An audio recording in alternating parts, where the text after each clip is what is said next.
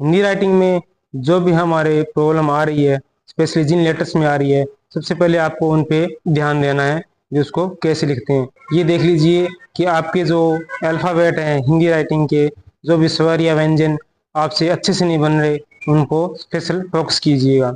अब स्टार्ट करते हैं। सबसे पहले आपको एक बात ध्यान में रखनी होगी कि जब भी हम हिंदी राइटिंग कर रहे हैं तो उसमें आपको एक शेप बनानी आनी चाहिए। जैसे ये शेप होगी हमारी ऐसे, और दूसरी शेप होगी ये, और तीसरी होगी, और चौथी ये शेप आपकी प्रैक्टिस करनी है, क्योंकि सारा मोस्टली इन्हीं शेप के मदद से या इस डिजाइन की मदद से हम राइटिंग में सुधार करेंगे। जब भी हम हिंदी राइटिंग के लिए प्रैक्टिस करें तो उसमें हमें 5 लाइन, जैसे इंग्लिश में 4 लाइन की होती है और हिंदी राइटिंग के लिए 5 लाइन की नोटबुक आती है, वो हमें यूज में लेनी पड़ेगी।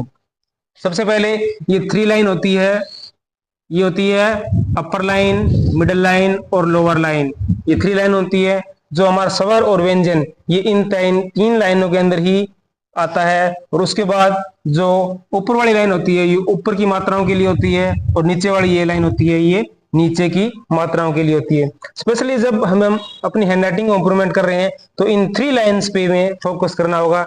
ये ऊपर की मात्राओं के लिए है और नीचे नीचे की मात्राओं के लिए है। तो सबसे पहले इन लाइंस में हम यूज करते हैं और बनाते हैं अपना पहला अक्षर जो होगा ए को बनाएंगे हम इसी शेप से। इसमें 4 शेप है, 1 2 3 और 4। सबसे पहले बनाएंगे हम ए को बनाने के लिए हमें ये आकृति चाहिए।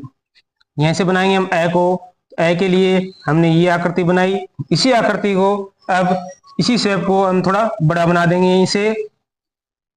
ये हमारा बन गया। यहीं से हम ऐसे इसको ए बना देंगे। ए बनाने के लिए इसी शेप को यूज में ले सकते हैं। दूसरा है हमारा, जैसे हमारी ये अपर लाइन और मिडल लाइन इसी के बीच में आएगी, ये पहले वाली शेप हमारी, और दूसरी वाली शेप मिडल लाइन और लोअर लाइन के बीच में यहीं पे आएगी। ये यहीं से हम यहाँ से भी इसको अटैच कर सकते हैं ऐसे। ये बन जाएगा हमारा ए। ए भी ऐसे बन जाएगा। तो आ भी इसी से अगर इसके आगे ये डंडा लगा देंगे तो ये हमारा आ बन जाएगा। ऐसे ही इसी आकृति से हम बनाएंगे तो ये हमारा छोटी शेप, उसके बाद ये बड़ी शेप, ये बन जाएगा हमारा ऊ बन जाएगा। और ऐसे ही हमने यही आकृति बनाई छोटी, और फिर यहीं से ये बड़ी। बड़ी लगाने के बाद इसी आकृति को एक बार और रिपीट कर देंगे यहीं से, तो ये बन जाएगा हमारा बड़ा ऊ। इसी आकृति से हम ओ औ जैसे ऐसे बनने वाले जितने भी हमारे स्वर होंगे वो हम बना सकते हैं यहीं से। जैसे ऐसे बना सकते हैं हम। अब स्पेशल एक बात ध्यान में रखने वाली है कि जब हम ऊपर की जो मात्रा लगाते हैं, इनके ऊपर की जब ओ बनाएंगे, ओ बनाने के लिए हमें क्या करना पड़ेगा, इस शेप को या इस शेप को कोई भी हम यूज में ले सकते हैं। इसको बनाएंगे हम यहाँ से ऐसे।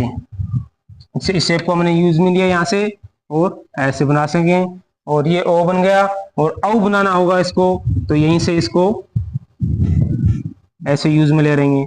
कई बार आप में टीचर्स ने पढ़ाया होगा भी कुछ, आप जो ऊपर की जो मात्रा लगा रहे हैं वो थोड़ी डिफरेंट है। डिफरेंट कैसे है, जैसे मैं बना देता हूँ आपको। ये हमने छोटी ये शेप बनाई, उसके बाद ये बड़ी शेप बनाई। बड़ी शेप बनाने के बाद यहीं से हमने ये यहीं से भी कर सकते हैं हम इसको। टीचर्स ने आपको सिखाई होगी कुछ मात्राएं, आपको ऐसे भी सिखाई होगी। तो नो प्रॉब्लम, जो आपसे अच्छी बन रही है उसको आप यूज में ले सकते हैं। जरूरी नहीं आप ये यूज में ले, आप ये भी यूज में ले सकते हैं, जिसको आपको अच्छी लगे। जैसा आपको हैंडराइटिंग में सूट कर रही है, अच्छी लग रही है, वैसे आप यूज में लीजिए। अंग और ए ये भी इसी से बन जाएंगे, कुछ ज्यादा डिफरेंस वाली बात है नहीं।